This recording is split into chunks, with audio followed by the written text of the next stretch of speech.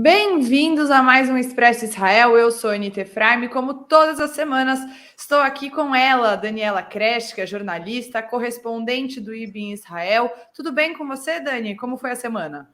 Tudo ótimo. Com você, tudo bem? Tudo bem também. Hoje a gente vai trazer um programa, felizmente, um pouco mais leve, com muitas notícias, mas o clima deu uma baixada, né, em Israel, né, Dani, em relação à violência, conflitos, muita política, muitos temas para tratar, mas um pouco menos tenso, digamos. Dá para dizer assim? Dá para dizer que passou, né? A gente passou aquele mês do Ramadã, que teve muitos conflitos, né? Aquela operação de 5 dias com Gaza, né? Foi um mês politicamente um pouco mais tranquilo também por causa do que a gente vai falar hoje, do orçamento que estava para ser votado, né? Então, as coisas estavam um pouco num compasso de espera, digamos assim, né? Talvez volte a esquentar novamente agora. Sim, bom, então vamos passar a semana a limpo em Israel, tudo o que aconteceu. E o principal assunto dessa semana foi a questão do orçamento. O governo de Benjamin Netanyahu precisava desesperadamente aprovar esse orçamento, porque caso não fosse aprovado, o governo caía, e essa é a última coisa que Netanyahu quer. E é importante dizer que tem uma questão sobre esse orçamento que mexe completamente com a sociedade israelense. É um orçamento muito dedicado, com muito dinheiro, um montante absurdo de dinheiro dedicado aos ultra-ortodoxos. Então, eles são cerca de um quinto, um quarto da população israelense, né? Mais ou menos 20%, não é isso, Dani, da população israelense? Não, menos que isso. Os Menos ultra-ortodoxos que isso. Os ultra, é verdade, os ultra-ortodoxos deve ser algo em torno de 13% por aí da população. E um montante do orçamento desproporcional dedicados a eles. Então, essa semana foi marcada principalmente por isso. No dia 23, teve a aprovação do orçamento. A gente vê agora aí na tela Benjamin Netanyahu. No dia dessa aprovação, saiu vitorioso, né, Dani? Conta um pouco para a gente sobre essa votação e o que tem de tão problemático nesse orçamento que foi aprovado. Foi uma votação que durou dias, né? Porque você tem que votar cláusula por cláusula, né? Porque tem todo um esquema, tem todo um procedimento, né? Então, foram 2 dias de votação, de noite, os parlamentares ficaram lá no Knesset, e realmente na quarta-feira à noite conseguiu, Netanyahu, teve a votação, foram 64 votos, que é o voto da coalizão a favor, e acho que 56, né, votos contra, e o Netanyahu saiu feliz da vida, dá para ver, todo feliz, todo alegre. Por que acontece? A coisa mais importante desse orçamento para ele é que é um orçamento bianual, tá? Ele é um orçamento de 2 anos, uma coisa que foi inventada pelo próprio governo Netanyahu há alguns anos atrás, porque cada vez que você negocia o orçamento, é mais dinheiro que você tem que botar no bolso para dar para coalizão, para partidos de coalizão, né? Só voto se você me der não sei quantos milhões, né? Tal. Então, Netanyahu, acho que uns 8 anos atrás, num outro governo prévio dele, decidiu fazer esse negócio de um orçamento de 2 anos, porque aí a coalizão fica mais estável, e ele não tem que ficar sendo chantageado, digamos assim, politicamente pelos seus colegas de coalizão, né? Tem esse lado bom. O lado ruim é que você não pode tocar naquele dinheiro por 2 anos. Quer dizer, se surgir uma nova prioridade, alguma coisa assim, paciência, tem que esperar para daqui a 2 anos, né? E, por outro lado, o lado ruim, no caso da oposição, é que o governo fica estável por 2 anos, como eu falei. Tá? Então, o Netanyahu estava feliz da vida, porque isso, digamos que compraria tempo para ele, sem ter que ficar negociando com o pessoal da coalizão. Ele agora vai poder, meio que ele acha que vai poder fazer o que ele quiser, porque o orçamento passou, né? E aí entra aquilo que eu falei antes, que talvez as coisas voltem a esquentar, porque realmente durante esse mês inteiro ele foi totalmente dedicado a negociações com os colegas da coalizão para conseguir aprovar. E claro que cada partido da coalizão tentou chantagear, fazer lobby ou negociar, depende de como você vê, né? A política é uma democracia, realmente eles ganharam, estão no poder, então eles querem negociar, os partidos da coalizão querem negociar para os seus públicos, né? Então, obviamente, esse orçamento ele é, como você falou, dedicado, né? Quer dizer, você tem aí algo mais ou menos de 4 bilhões de dólares só para estudos em ultra-ortodoxos, em yeshivot, né? Em instituições ultra-ortodoxas para crianças ultra-ortodoxas, né? E o mais terrível desse valor, né? Além de, enfim, ser um valor realmente muito alto para esse tipo de instituição, é o fato de que essa instituição, esse tipo de yeshivot, né, principalmente para meninos, não para meninas, né, para meninos ultra-ortodoxos, eles não têm interesse de educar. Quando você fala em currículo de yeshivot ou escolas ultra-ortodoxas, você pensa, não, mas as crianças estão na escola, estão aprendendo. Não, você tem que dar uma olhada no currículo que elas estão aprendendo. O que eles aprendem lá? Novamente, principalmente os homens, as mulheres é um pouco diferente, depois eu explico. Os meninos ultra-ortodoxos aprendem basicamente a Bíblia. Eles aprendem a Torá, o Tanar, quer dizer, não é nem a Bíblia, é todo o Tanar, né? Quer dizer, a Bíblia e seus outros livros adjacentes, né? Não tem aula de inglês, não tem aula de matemática, não tem aula de história, não tem aula de geografia, não tem nenhuma aula que faz essas pessoas se integrarem à sociedade depois que terminarem os estudos. São aulas só religiosas, só voltadas a estudos bíblicos, tá? Então, as crianças terminam os estudos sem nenhum tipo de skill, de habilidade para poder se incorporar ao mundo moderno, à força de trabalho. E aí, por que eu digo que é diferente das meninas? As meninas, sim, aprendem matemática, sim, aprendem inglês. Por quê? Porque no mundo ultra-ortodoxo, as mulheres é que trabalham. Porque o status maior é quem estuda a Bíblia. Então, um rapaz casa com uma moça com 20 anos de idade, que é mais ou menos a idade que eles casam, o rapaz vai estudar a Bíblia o dia inteiro e a moça vai trabalhar. Tá? E aí, isso continua assim até depois que eles têm vários filhos. Né? A moça continua cuidando dos filhos e trabalhando, e o rapaz fica só estudando. Que para eles estudar é a coisa mais importante, é o que Deus quer. Tá? Então, as meninas, elas estão, as moças dos ortodoxos, elas sim se colocam no mercado de trabalho, elas trabalham inclusive em high-tech, elas trabalham em vários lugares, mas elas têm dupla, tripla jornada de trabalho, porque elas também têm filhos. Tá? E os rapazes ficam só nessa coisa de estudar a Bíblia. A gente está vendo uma foto agora do momento... Bem representativa, né, Dani? Bem representativa. No momento em que foi aprovado, né, o orçamento, você vê o Netanyahu lá no meio feliz da vida, e você vê... Vamos contar nos dedos quantas mulheres tem nessa foto, né? Tem uma aqui embaixo fazendo um V da Vitória, que é uma...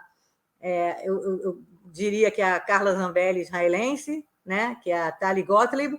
Você tem uma outra mulher acima, né, com uma coisa no cabelo, cobrindo o cabelo, bem religiosa. Casaquinho rosa. Ela é bem religiosa, mora numa colônia bem radical na Cisjordânia, que eu diria que é uma espécie de Damaris Alves de religiosa. E você tem, talvez, uma terceira mulher que dá para ver que ela está com alguma coisa na cabeça aqui, mas eu não consigo nem ver a cara dela. E o resto da homem. Eu fiz as contas e de 26 pessoas, você ter 3 mulheres, 2,5, né? Eu não estou vendo nem a cara da terceira, é 11%. Quer dizer, então tem mais uma aqui, Dani, que eu estou vendo no cantinho, achei agora. Do lado do Yariv Levin, não é ele aqui, ó? Do lado no Netanyahu, de um lado tem do outro o Yariv Levin e uma cabecinha de uma mulher. Três e meia. Olha só, descobrimos uma outra mulher nesse governo. Mas, enfim, isso para mostrar esse governo, quais são os interesses desse governo. O interesse desse governo é homens, vai ver muitas kippot, muitos homens religiosos, homens, religião, estudos religiosos, e quem ganhou muito dinheiro também foi o Itamar Ben-Gvir, que a gente vive falando aqui, que ganhou muito dinheiro para a polícia, lá para, sei lá, a polícia paralela que ele quer fazer. Enfim, então você vê que as prioridades desse governo são essas prioridades da coligação e muita gente do próprio Likud, que é o parlamento, que é o governo do Netanyahu, o partido do Netanyahu, reclamando disso meio que calada, né? Eu até falei um pouco sobre isso num texto que eu escrevi, né? Que tem muita gente do Likud já começando a falar em voz alta que, na verdade, o Likud foi sequestrado por esses outros partidos. Dani, queria deixar a recomendação, inclusive, de uma entrevista que foi ao ar, que eu fiz essa semana, com Ami Dror, que é um dos líderes das manifestações pró-democracia em Israel, e ele foi o responsável pela segurança do Netanyahu no primeiro mandato do Netanyahu, então conviveu bem de perto. E uma coisa que ele disse é que tudo que o Netanyahu faz depende de quem controla o Netanyahu. Então, acho que essa é uma pergunta que ele fez, assim, né, deixou no ar, que eu acho que é muito importante e que tem a ver com o orçamento, tem a ver com a reforma judicial, que é o que eu quero perguntar, né? E a reforma judicial.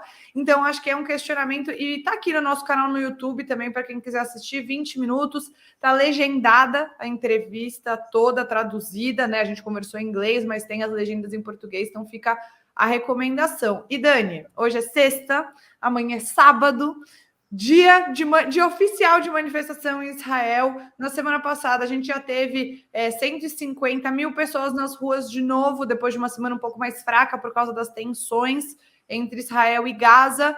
E o Netanyahu foi questionado, né? E agora, a reforma judicial? E você achou, que me contou já, né? Que foi uma resposta um pouco evasiva, que ele falou, não, agora a gente vai tocar em frente, mas mais ou menos, não é bem isso. Explica, então, para quem está acompanhando a gente, para o nosso espectador. E aí? Pois é, e agora, José, né? Eu imagino que as manifestações vão continuar e com mais força. Por quê? Primeiro, porque passou o orçamento. Então, as pessoas sabem que agora, de agora em diante, o Netanyahu vai fazer o que ele... tentar aprovar as coisas que ele quer, sem precisar agora se preocupar com a coalizão, né?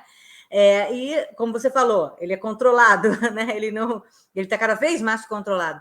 Então, alguém perguntou para ele, foi, na verdade, um jornalista do canal 14, que é uma espécie de uma Fox News israelense, e perguntou para ele, e a reforma judicial? E ele meio que deu as costas, meio tipo, estou indo, estou saindo, né?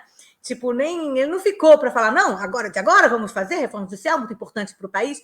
Não, a resposta dele foi, reforma judicial, pois a gente vai tocar adiante, mas espero que seja com consenso. Tchau, vai dormir. Ele falou para o jornalista, não tá tarde, vai dormir, entendeu? Tipo, todos os analistas que eu ouvi depois falaram, a resposta dele foi, como você falou, evasiva, foi uma resposta de quem não quer, na verdade, responder, foi uma resposta de quem quer, na verdade, falar uma coisa que vai deixar seus apoiadores, né, principalmente o Yariv Levin, o ministro da Justiça, né, o pessoal que quer essa reforma judicial.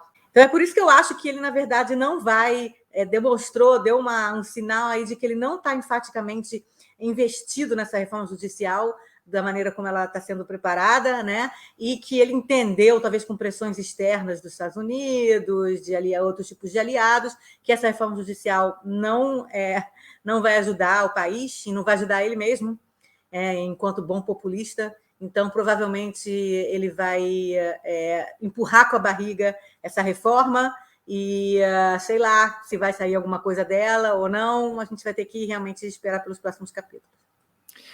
Isso, e Dani, ainda assim, vai parecer que está longe do que a gente falou do orçamento, mas não tá. O próximo assunto, nosso segundo assunto, um escândalo que aconteceu em Israel. Vou colocar na tela para todo mundo conseguir entender a dimensão. Uma mulher foi a uma farmácia na cidade de Bnei Brak, uma cidade que é uma cidade conhecida por ser uma cidade ultra-ortodoxa. Quando ela entrou na farmácia, na parte de cosméticos, ela se deparou com esta imagem que estamos vendo na tela. Todos os rostos de mulheres estavam cobertos com adesivos. É como se... Tem só um aqui, singelo, sobrando ali embaixo. Alguém deve ter esquecido, alguma coisa do tipo.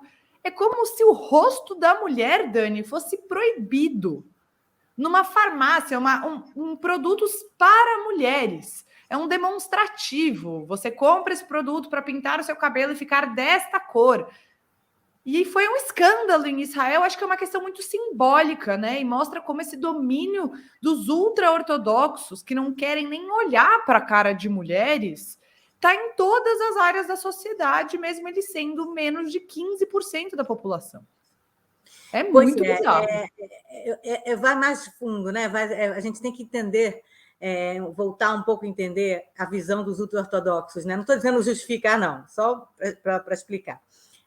Eles acham que mulher é sagrada, mulher tem que ser, né, tem que ser resguardada, a mulher tem que ser pacata de casa. Como é que era o nome? Como é que era o negócio da Michelle? Era do lar. Recatada e do lar. Recatada e do lar, Então, eles acham que mulher...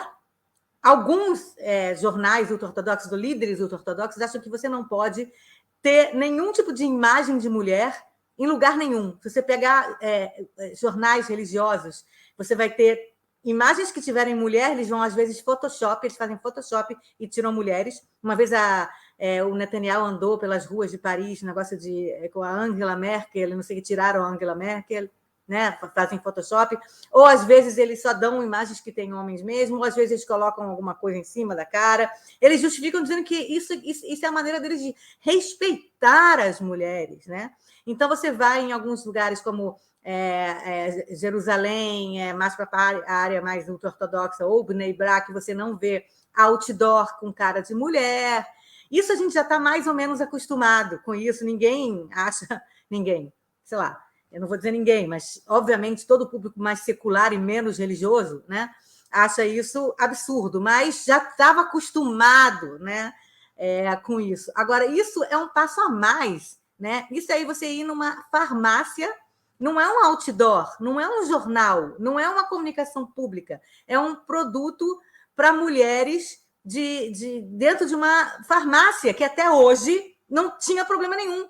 E, de repente, alguém deve ter dado algum tipo de ordem nessa farmácia, que fica nesse bairro de Bnei Brak, que não pode nem produto de mulher aparecer a cara da mulher, tá? Nem pintar cabelo, nem nada, imagina produtos femininos de outro tipo também. E isso eu nunca tinha visto. Isso ninguém nunca tinha visto, foi um escândalo, e essa rede de farmácias é uma rede muito importante, ela tem no país inteiro. Quer dizer, foi só nesse bairro, não sei se foi só nessa farmácia específica aí, e a gente só ficou sabendo porque foi uma mulher secular que entrou na farmácia e ficou chocada e tirou essa foto, entendeu? E aí o escândalo foi tão grande que muitas mulheres ultra-ortodoxas também se escandalizaram e foram falar publicamente em rádios, em entrevistas. Isso que para elas você tem que ter bastante força e coragem de fazer algo assim, né? Dizendo, ok, vocês não querem rosto de mulheres na esfera pública? Isso é esfera pública? Farmácia? Né? Sem contar que mulher não pode cantar, não pode ouvir voz de mulher cantando. Então, tem muito rabino ou soldado ultra-ortodoxo que se retira de eventos no exército, por exemplo, se tem uma mulher cantando. Eles, inclusive, às vezes exigem que não tenha mulheres cantando, e às vezes eles conseguem, inclusive, o que é sempre um escândalo. E aí as demandas deles são muito atendidas, né, Dani? Em geral, assim, orçamento. Essa semana a Aria Vital-Polleg também escreveu um texto sobre a questão do exército, né? Porque eles estão no governo, porque eles estão apoiando, eles são votos para o Netanyahu. Eles não estavam no governo antes do Lapid e do Naftali Bennett. Agora eles estão no governo, então eles chantageiam o Netanyahu, que não é nem religioso, a, sei lá, aprovar esse tipo de fundos. Mas nesse caso, não passou nem pelo governo. Foi uma questão interna do próprio bairro. Por quê? Porque eles retaliam, eles fazem retaliações contra empresários que não fazem o que eles querem. Eles, por exemplo, começaram a boicotar uma marca de pão, de ralá de sexta-feira de pão, porque o cara disse que ele era a favor contra a reforma judicial. Eles botam fogo, tem gente que bota fogo em lojas de celulares em Jerusalém, porque vendem celulares, smartphones, e, segundo eles, smartphones não pode, porque você pode entrar na internet e os jovens podem ver mulher pelada e não pode. O ortodoxo pode usar Nokia, aquele Nokia antigo, sabe? Que não é o famoso Nokia tijolão. Nokia tijolão, kasher. Eles chamam de telefone kasher. Só pode ter telefone kasher. E aí tem algumas lojas que são incendiadas por venderem telefones que não são kasher. Quer dizer, então você está cada vez vendo mais esse fenômeno. E aí a rede, né, que é uma rede muito grande, falou, não, vamos resolver isso e tal. O primeiro passo deles foi assim, não vai ter mais esses adesivos roxos. Inclusive, a cor deles é roxa, né, dessa rede. Não vai ter mais, não. O que eles fizeram? Tiraram os produtos das prateleiras. Essa foi a grande, né? Não, essa solução é impecável. Parabéns, nota 2. Não vai ter mais adesivo também, não vai ter mais produto. E aí, essa solução também foi muito criticada, e aí eles parece que voltaram com os produtos sem os adesivos e, sei lá, até o próximo escândalo, sabe? Mas isso aí, para mim, é um perigo, porque é cada vez mais, é como se fosse uma criança que vai testando os limites dos pais. Cada vez mais os líderes ultra-ortodoxos vão ficando cada vez mais radicais e ficam tentando testar os limites da sociedade para aceitá-los, entendeu? E eles impor o que eles acreditam ser o estilo de vida correto. Pois é. Muito complicada essa situação, e eu acho que é até bem representativa, apesar de algumas pessoas pensarem, mas o orçamento é uma coisa enorme, afeta todo mundo, a farmácia de uma cidade não é tanta coisa assim, mas acho muito representativo desses limites, o quanto também a democracia, a liberdade das outras pessoas, e de certa forma esse papo de a mulher é sagrada, acaba gerando uma opressão para as mulheres, tanto que elas mesmas, mulheres ultra-ortodoxas, tiveram essa força de ir. E você vai esticando a corda. Você vai esticando até que uma hora ela vai arrebentar. Né? Então, se não tiver limites, uma hora ela vai arrebentar. Eu achava isso também. Eu achava que em algum momento... Quer dizer, o que eu quis dizer é que eu achava que em algum momento a corda ia esticar para o lado mais liberal, digamos assim, que os ultra-ortodoxos iam começar a perceber que não dá para eles manterem, ou que eles imporem a maneira que eles querem viver para as outras pessoas. Tudo bem, você faz o que você quiser na tua casa, tal, o que eu acho pessoalmente complicado também, porque eu considero que alguns lados, né, algumas facções dos ultra-ortodoxos são que nem seita, que nem culto desses que a gente vê no Netflix, entendeu? Não é todo mundo, obviamente, mas tem lados assim. Então, eu acho muito perigoso para as crianças, fico com pena das crianças, sei lá, não vou dizer também, não quero que me critique nesse sentido, mas eu fico preocupada com as crianças que não vão se integrar na sociedade, que são oprimidas, principalmente as meninas e tal. Mas eu achava que com o aumento de internet, de não sei o quê, ia começar a ter uma integração maior, principalmente da juventude, com o resto da sociedade, e queria ver aí uma espécie de, ok, a gente vai continuar sendo ultra-ortodoxo, vai continuar sendo muito religioso, mas aceitando os outros como eles são, atuando da maneira como a gente quer, mas sem exigir dos outros fazerem o que a gente quer. Mas eu estou vendo que isso não está acontecendo.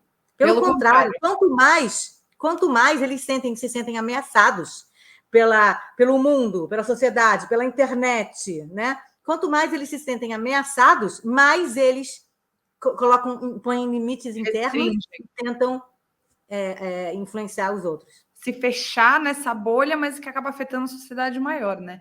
E, Dani, a gente vai voltar no nosso terceiro tema a um assunto que a gente já falou, que são os escândalos, também escândalo, né? Mas os problemas com a fertilização in vitro em Israel. É muito comum fertilização in vitro em Israel, assim, acho que eu posso dizer que é bem mais disseminado, muito mais feito, as pessoas fazem muito mais do que no Brasil, por exemplo.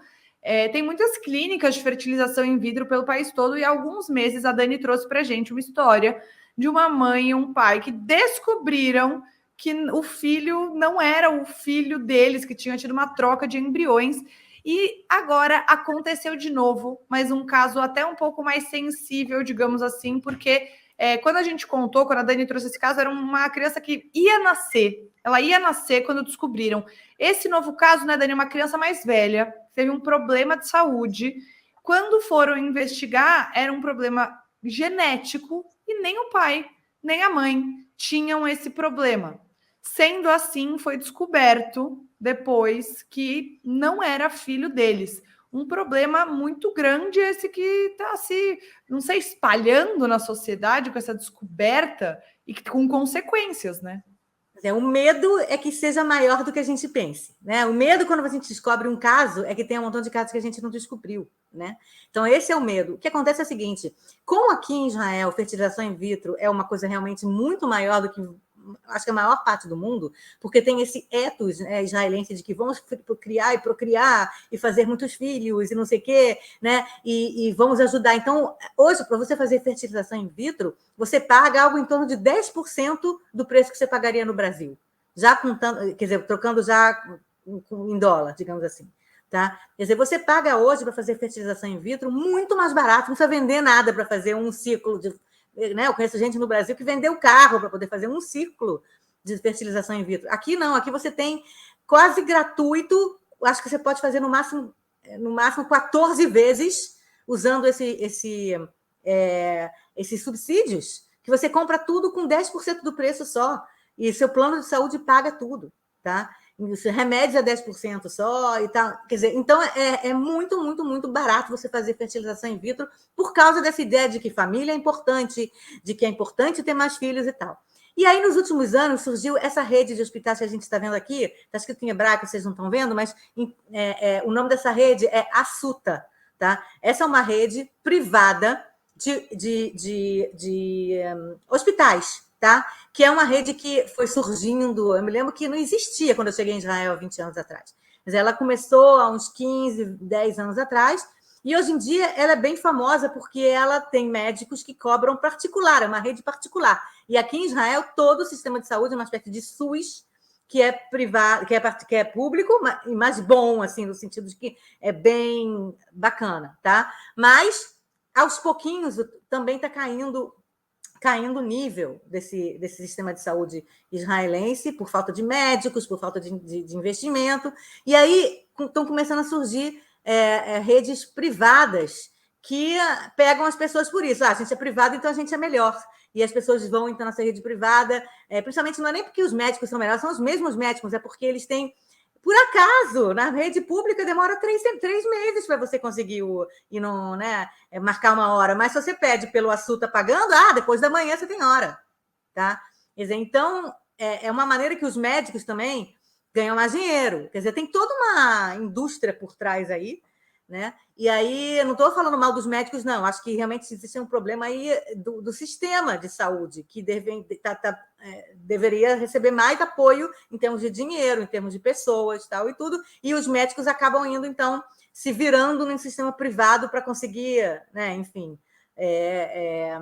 mais dinheiro para suas famílias. Então, esse Assuta, ele começou a se espalhar. E ele abriu um departamento também, uns 10 anos atrás, 8 anos atrás, departamento de fertilização in vitro. E que, como é privado, não tem uma fiscalização do governo. Porque quando eu, por exemplo, fiz fertilização in vitro, e eu fiz num sistema do governo, e que provavelmente devia estar tudo lá. Você tem que dizer, você tem que escrever para o governo, você tem que não sei o que, está tudo lá.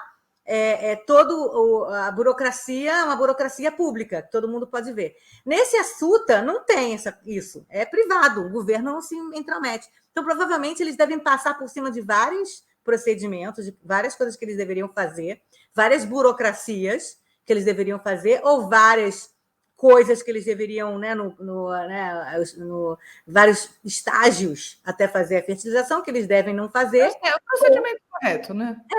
Ou talvez as pessoas contratadas são pessoas que não estão tão interessadas assim na burocracia, porque não tem, entendeu? E aí o que acontece é que já é a segunda vez. Esse primeiro caso que você contou foi nessa rede Assuta em Rishon LeZion. Esse segundo caso agora é também na rede Assuta, mas de Herzliya, eu acho, no Tel Aviv, eu acho que é Herzliya, pertinho da minha casa.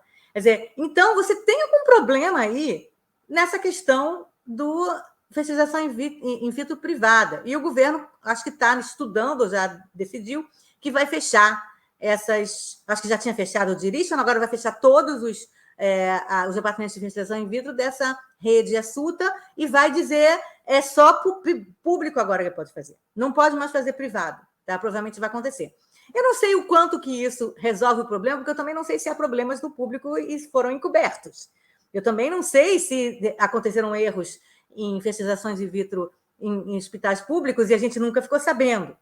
Mas o fato é que, recentemente, 2 famílias fizeram exames de DNA porque seus filhos tiveram problemas.